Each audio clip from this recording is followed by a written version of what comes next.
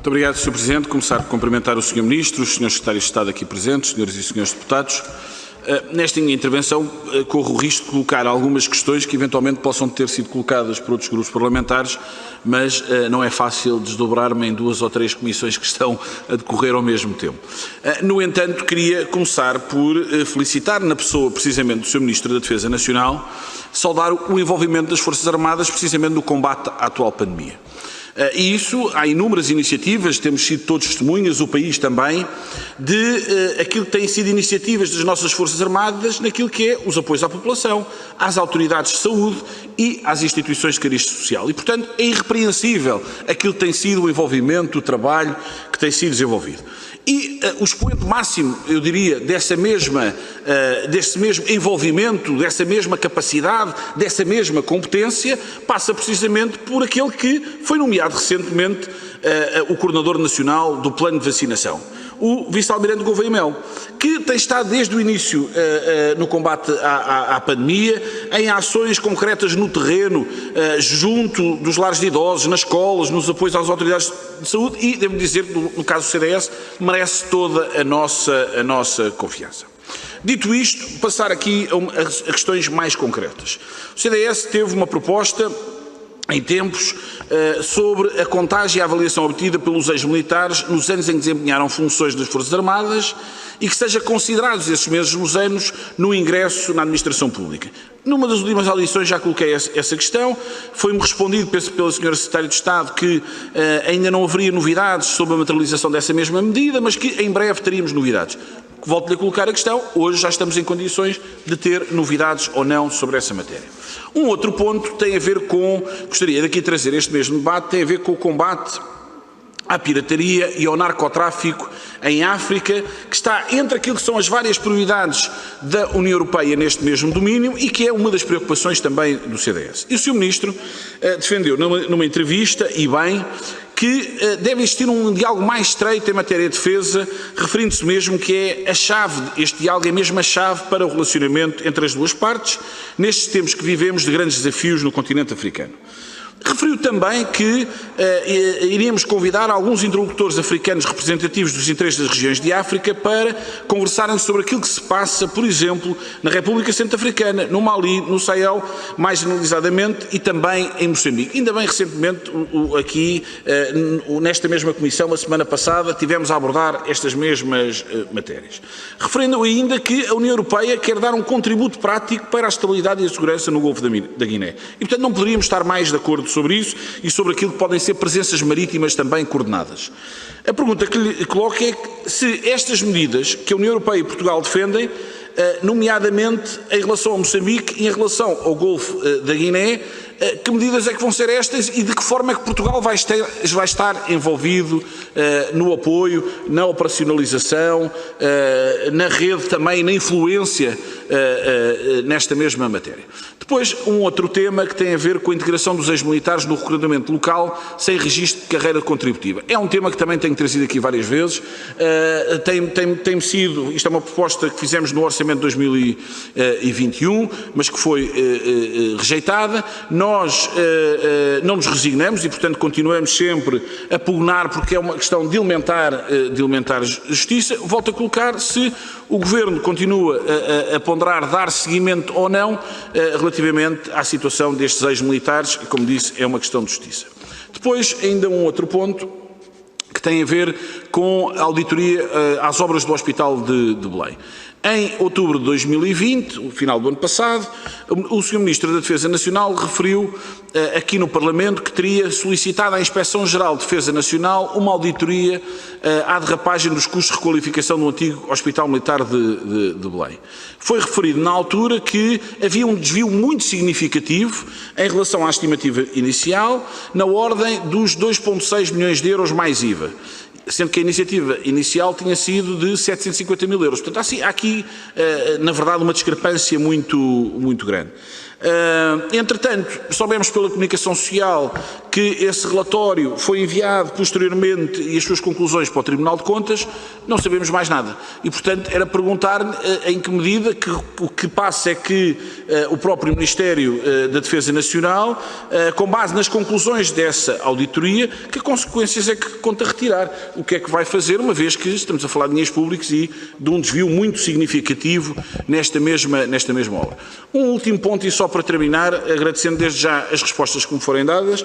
Eu não vou poder estar aqui a ouvir as respostas do Sr. Ministro, mas vou ouvindo no meu telemóvel, meio em direto, noutra comissão, agradecendo já as respostas, mas queria deixar aqui um último ponto. E o último ponto que aqui lhe trago, Sr. Ministro, tem a ver precisamente com uma notícia que saiu hoje.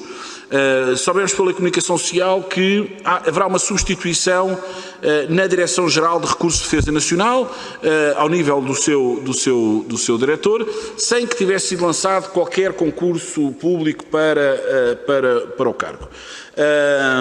Importa saber aqui, no fundo, que motivos é que levaram a essa exoneração do anterior diretor, Dr. Alberto Coelho. Eu estou particularmente à vontade porque é uma pessoa que conheço bem, mas não é uma questão de conhecer, é reconhecer competência técnica. Portanto, saber que se porventura houve alguma coisa, o que é que justificou esta alteração, até porque a opção escolhida pelo Governo não foi concurso, foi regime de substituição. É dito na notícia de hoje, penso que do Correio da Manhã, salvo a publicidade, que o diretor que cessa funções irá passar a exercer funções na Embraer. Não sei se isto se confirma, não se confirma, mas tratando-se de alguém que tem estado ao serviço do Ministério da Defesa Nacional e ao serviço do país, com créditos de vários ministros reconhecidos à esquerda e à direita, importa saber exatamente qual é que é a intenção. Isto às vezes as notícias também o que saem convém confirmar, não é? Nessas coisas não... mas era esse esclarecimento que eu lhe pedia, Sr. Ministro, que o pudesse fazer. Agradeço desde já a sua compreensão, as suas respostas e irei ouvir atentamente também, não aqui, mas atentamente as suas respostas. Muito obrigado. Muito obrigado, Sr. Deputado. Eu penso que uma parte significativa das questões já tinha sido respondida a outras questões. Se calhar, se o Sr. Ministro se concentrasse nas que não foram colocadas, talvez o Sr. Deputado pudesse ficar para ouvir, uma vez que o Sr. Ministro também só vai utilizar 7 minutos. Sr. Ministro, faz favor. Muito obrigado. Efetivamente, algumas já tinham merecido o comentário anteriormente. Eu queria, em primeiro lugar, agradecer os comentários do Sr. Deputado João Gonçalves Pereira em relação às Forças Armadas, porque os seus comentários, que eu julgo corresponderem ao sentimento generalizado desta Comissão de Defesa, da esquerda à direita, representam um incentivo forte, são um reconhecimento importante para o trabalho extremamente valioso que as Forças Armadas fazem e, portanto, agradeço, em nome do Ministério da Defesa Nacional, esses comentários. Senhor Deputado, sobre o Golfo da Guiné, o nosso contributo é de 2 níveis. Por um lado, estamos atualmente na presidência da União Europeia e, portanto, que é um momento, digamos, embriónico de criação desta nova modalidade das presenças marítimas coordenadas e, portanto, estamos muito ativamente envolvidos no diálogo com as estruturas da União Europeia e com outros Estados membros da União Europeia para que este projeto piloto no Golfo da Guiné seja um sucesso e nós, este é o segundo nível, contribuiremos para esse sucesso desde logo com a primeira, logo neste semestre, com a presença de um navio patrulha oceânico, o Setúbal, no Golfo da Guiné, para fazer parte deste exercício. Senhora Secretária de Estado poderá responder a vários aspectos que colocou relacionados com os antigos combatentes, mas eu queria só, quanto, em primeiro lugar, à notícia que o Sr. Deputado refere do Correio da Manhã, que eu julgo ser de uma grande injustiça, por um lado, e, por outro lado, um exercício de imaginação que demonstra grande capacidade de fantasia por parte do jornalista. Não seria apropriado, o Dr. Alberto Coelho é uma pessoa extremamente qualificada, extremamente capaz, que seria um grande contributo para qualquer empresa, com certeza, mas não seria correto que ele fosse agora trabalhar para a Embraer ou a OGMA, sendo que essas empresas tiveram um trabalho muito intenso com ele próprio enquanto diretor-geral. Portanto, terá de ser o próprio jornalista que inventou a notícia, entre aspas, a explicar de onde lhe veio a ideia, porque eu mais do que isso não poderei dizer. Sobre a questão da sua substituição, eu sublinharia que não há aqui nenhum tipo de exoneração. Ele chegou ao final do mandato. Não houve uma renovação do mandato, mas não há nenhuma exoneração. A sua substituição está relacionada, eu anteriormente já tive oportunidade de tocar neste assunto, está relacionada precisamente com a conclusão de que nós necessitamos de novos procedimentos e diria também, isto é um processo que está em curso, de uma nova orgânica para corresponder a alguns dos problemas que foram identificados no quadro dos trabalhos sobre o CAM Covid, que representa um contributo de primeira importância para o combate à pandemia. Acrescentaria ainda, Sr. Deputado, que uma coisa é o desvio em relação àquilo que foi inicialmente previsto e outra coisa é a derrapagem de custos. Isto é, sim, o custo foi sensivelmente 3 vezes mais do que o inicialmente previsto, mas isso é porque as obras foram muitíssimo mais amplas do que aquilo que tinha sido inicialmente pensado. Não é a mesma obra que custa muito mais dinheiro. E isso é importante, está claramente explicitado no relatório da IGDN, que identifica que levanta um conjunto de interrogações, não direi que é mais do que isso, e pareceu-me que a instância mais apropriada para dizer aquilo que houver a dizer sobre essas interrogações é o Tribunal de Contas. Muito obrigado, Sr. Deputado, Sr. Presidente, e Sra. Deputada tem outros comentários que pode acrescentar. Senhora Secretária de Estado, faz favor. Muito obrigada, Sr. Presidente.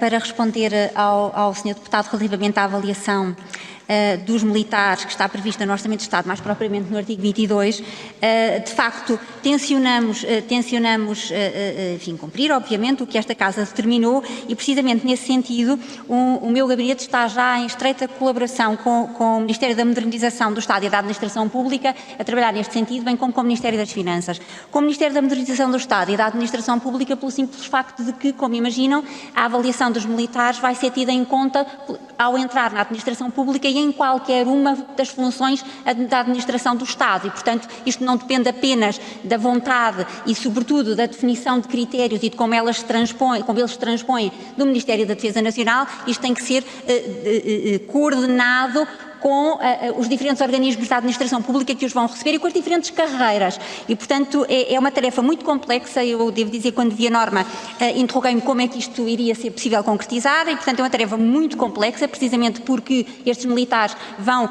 para várias áreas da administração pública e, portanto, é preciso ver como é que é possível e se é que é possível e em que casos é que isto é possível fazer-se.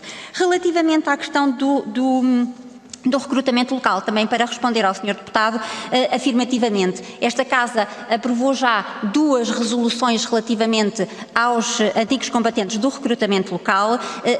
A segunda dessas resoluções foi feita já quando eu estava em funções. Eu prestei grande atenção, como presto sempre, àquilo que sai aprovado desta Casa e, portanto, nesse sentido, tudo farei para pôr em andamento o estudo que permita equacionar a viabilidade da atribuição destes benefícios que são constantes da Lei 3 de 2009 e, portanto, nesse mesmo sentido, a Unidade Técnica para os Antigos Combatentes irá trabalhar para vermos, equacionarmos toda esta questão e, portanto, sim, a resposta é sim, obviamente, eu estou atenta à resolução e ela será tida em conta. Muito obrigada.